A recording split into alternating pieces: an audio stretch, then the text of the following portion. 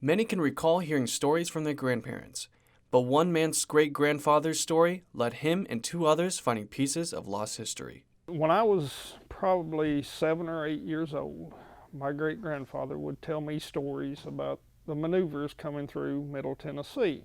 On May 5, 1943, fighter pilot Roy Cohen Davidson took off from an airfield in Chattanooga. It was supposed to be a routine training mission, but he never made it past Gordonsville.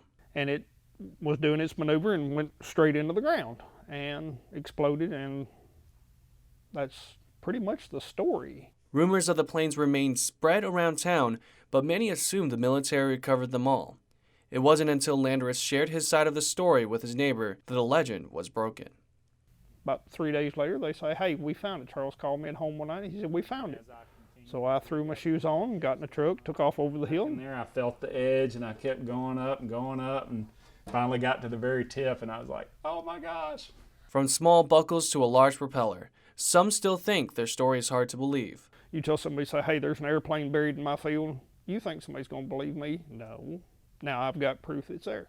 And as for the great-grandfather, the old story became reality.